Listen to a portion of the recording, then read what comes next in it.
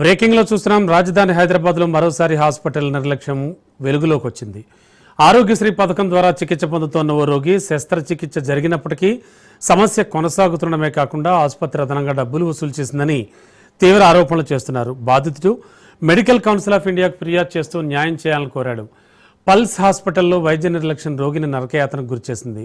Surgery చేసినా మళ్లీ కిడ్నీలో స్టోన్ మిగిలిపోవడంపై రోగి ఫిర్యాదుతో కలకలం రేగింది.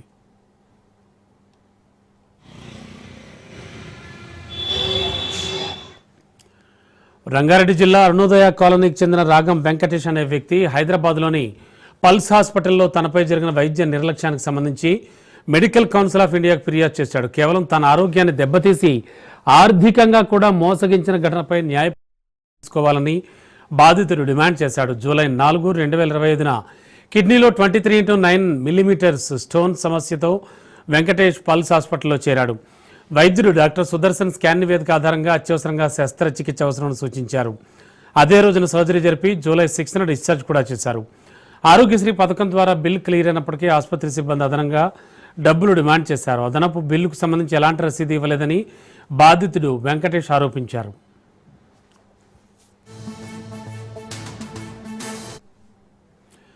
అయితే డిశ్చార్జ్ సమయంలో స్టోన్ పూర్తిగా తీసివేశామని వైద్యులు చెప్పినప్పటికీ కొన్ని రోజుల తర్వాత మళ్ళీ తీవ్రమైన కడుపు నొప్పి రావడంతో వేరే స్కాన్ చేయించగా కిడ్నీలో 13 mm స్టోన్ ఇంకా మిగిలి ఉన్నట్లుగా తేలిందని ఆయన తెలిపారు. ఈ ఘటన తనను మానసికంగా ఆర్థికంగా తీవ్రంగా ప్రభావితం చేసిందని వెంకటేష్ వాపోయారు. డాక్టర్ సుదర్శన్ పైన ఆసుపత్రిపైన నిష్పక్షపాతంగా విచారణ జరిపించి బాధ్యులపై చర్యలు తీసుకోవాలని ఆయన మెడికల్ కౌన్సిల్ని కోరారు. అదనంగా వసూలు చేసిన మొత్తాన్ని తిరిగి చెల్లించాలని, భవిష్యత్తులో ఎలాంటి ఘటనలు జరగకుండా కఠిన మార్గదర్శకాలు రూపొందించాలని బాధితులు మెడికల్ కౌన్సిల్ ఆఫ్ ఇండియాకు విజ్ఞప్తి చేశారు. ఈ ఘటనపై వైద్యుడు డాక్టర్ సుదర్శన్, పల్స్ హాస్పిటల్ వర్గాలు ఇప్పటివరకు స్పందించలేదు. అయితే బాధితుడి ఫిర్యాదుతో మెడికల్ కౌన్సిల్ దృష్టి ఘటనపై పడింది. వైద్య సేవలపై ప్రజల విశ్వాసాన్ని దెబ్బతీసి ఎలాంటి ఘటనలపై కఠిన చర్యలు తీసుకోవాలని డిమాండ్ పెరుగుతోంది. వైద్యుల నిర్లక్ష్య వైఖరికి అడ్డుకట్ట వేయాల్సిన అవసరం ఎంతో ఉందని ఈ ఘటన మరోసారి రుజువు చేస్తోంది.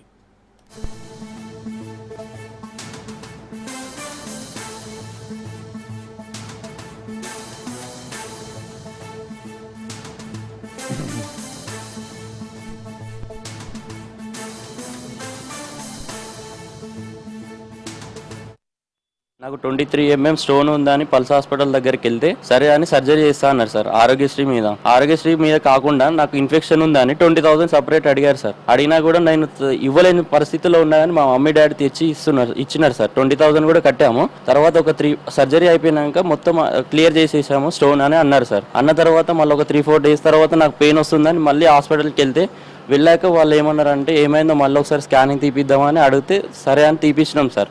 దాన్ని కూడా సపరేట్ అమౌంట్ మేమే కట్టాం సార్. వాళ్ళు ఏం భరించలేదు. తర్వాత ఏమైందంటే స్కానింగ్ తీసినాక దాంట్లో 13 mm ఉందని అలానే చూపించింది సార్. అదే మీరు ఇప్పుడు మొత్తం క్లియర్ చేసామని అన్నారు కదా, ఇప్పుడు మళ్ళీ 13 mm ఎలా ఉంది అని అడిగితే మేము అడిగాం ముందే చెప్పాలి కదా సార్. 23 mm తీయలేము, సగమే తీస్తామని అని అడిగితే వాళ్ళు ఏమంటున్నారంటే స్కానింగే తప్పు వచ్చిందని అంటున్నారు సార్. స్కానింగే తప్పు వస్తే ముందే చేయొద్దు కదా సార్, మాకు చెప్పాలి కదా. ఇంత ఇబ్బంది పడుతున్నామని చెప్తే కూడా వినట్లేదు సార్. మెడిసిన్ తోటి తగ్గుతుంది, అది తగ్గుతుంది అని అంటే మెడిసిన్ కూడా తీసుకున్నాం సార్. ఇప్పటికి కూడా పెయిన్ అట్లానే వస్తుంది సార్. 4వ తారీఖు పల్స్ హాస్పిటల్కి వెళ్ళాం సార్, చైతన్యపురి దగ్గర ఉన్న హాస్పిటల్కి. డిశ్చార్జ్ 3 రోజులకి అయిందాం సార్. దీనికి న్యాయం మీరే చేయాలి. పేదోళ్ళం సార్, పని చేసుకొని బతికేటోళ్ళం సార్. నిలబడడానికి కూడా శాతం అవుతలేదు సార్. బ్రేకింగ్ లో చూస్తున్నాం. రంగారెడ్డి జిల్లా అరుణోదయ కాలనీకి చెందిన రాగం వెంకటేష్ అనే వ్యక్తి హైదరాబాద్లోని పల్స్ హాస్పిటల్లో తనపై జరిగిన వైద్య నిర్లక్ష్యానికి సంబంధించి మెడికల్ కౌన్సిల్ ఆఫ్ ఇండియాకు ఫిర్యాదు చేశారు. ఇక ఇదే అంశానికి సంబంధించి లేటెస్ట్ ఇన్ఫర్మేషన్ ఇచ్చడానికి మా కరెస్పాండెంట్ ఇన్నారెడ్డి సిద్ధంగా ఉన్నారు. ఇన్నారెడ్డి, యాక్చువల్గా మెడికల్ కౌన్సిల్ ఆఫ్ ఇండియా ఏం చెప్పింది పర్టికులర్ కేసులో, అలాగే ఓవరాల్గా అసలు ఈ కేసు నేపథ్యం ఏంటి? ఇన్నారెడ్డి. రమణ, మనకు విషయం గమనించాలి. నగరంలో న్యాయమోసం, ఎస్ అంటే ఈ టైటిల్ కరెక్ట్గా యాప్ట్గా ఉంటుంది. ఎందుకంటే మనం ఒక హాస్పిటల్కు ఒక పెయిన్ గురించో ఒక ఆపరేషన్ గురించో వెళ్ళిన తర్వాత పూర్తి స్థాయిలో ఆపరేషన్ సంబంధించిన అన్నీ కూడా క్లియర్ చేసి ఆపరేషన్ కంప్లీట్ అయిపోయింది, ఇక ఫర్దర్గా నీకు ఎలాంటి కాంప్లికేషన్స్ రావు అన్నది మాత్రం అనేది మెడికల్ కౌన్సిల్లో సంబంధించి కావచ్చు, మెడికల్ ఆపరేషన్ సంబంధించి గతంలో జరిగిన ఇష్యూస్ మనం చూసుకోవచ్చు. కాకపోతే ఇప్పుడు నయా ట్రెండ్ అని ఎందుకు అనాల్సి వచ్చిందంటే ఈ విషయంలో అంటే దీనికి సంబంధించి మనం ఏమైతే వెంకటేష్ సంబంధించిన వ్యవహారాలు ఏమైతే ఉందో రాగం వెంకటేష్ సంబంధించి 23 ఇంచులకు సంబంధించిన ఒక పెద్ద స్టోన్ ఉంది కాబట్టి దాన్ని ఎట్లాగైనా సరే లేజర్ ట్రీట్మెంట్ ద్వారా బ్లాస్ట్ చేయాలని చెప్పడం, తర్వాత దానికి సంబంధించి ఆరోగ్యశ్రీకి అప్లై చేయడం, అవి శాంక్షన్ అవ్వడం జరిగింది.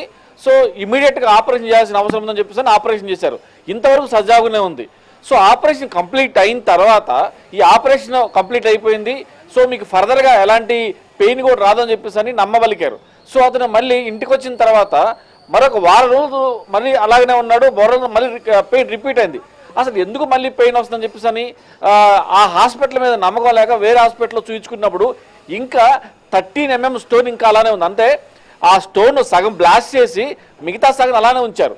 తర్వాత మళ్ళీ పోయి అడిగితే, వెంకటేష్ మళ్ళీ పోయి అడిగితే, మీకు మళ్ళీ ఆపరేషన్ చేయాలి, ఆల్రెడీ మీరు గతంలో చేసిన ఆపరేషన్కు ఆల్రెడీ మేము గవర్నమెంట్ ఆరోగ్యశ్రీకి అప్లై చేశాము, సో మళ్ళీ ఆపరేషన్ చేయాలంటే మళ్ళీ మీరు డబ్బులు కట్టాలి. అంటే మళ్ళీ డబ్బులు కట్టించుకోవటానికి ఈ సగం స్టోన్ అలా ఉంచేసి వీళ్ళు హాస్పిటల్ పల్స్ యాజమాన్యం చేసిన ఒక రకమైన ఎమోషనల్ కేసుని చెప్పుకోవచ్చు. అంటే వాళ్ళకి ఇటు కూడా సగం అయిపోయింది, మిగతా సగం పోవాలంటే మిగతా డబ్బులు కట్టాలి. ఎలాగైనా సరే పేషెంట్ దగ్గర డబ్బులు వసూలు చేయాలి అన్న మోటివేషన్ అనేది ఇక్కడ మనకు చాలా స్పష్టంగా కనిపిస్తూ ఉంది.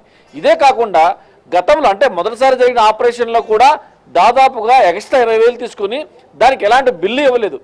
దానికి సంబంధించిన డీటెయిల్స్ కూడా ఇవ్వకుండా సో మేము దానికి సంబంధించిన బిల్లు ఇవ్వలేమని చెప్పి అన్నారు. సో అయిపోయింది.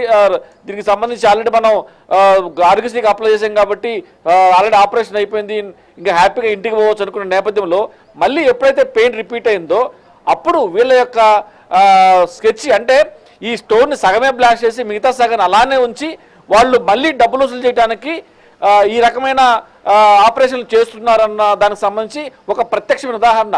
ఇమ్మీడియట్గా దీనికి సంబంధించి బాధితుడు మన దగ్గర రావడం జరిగింది.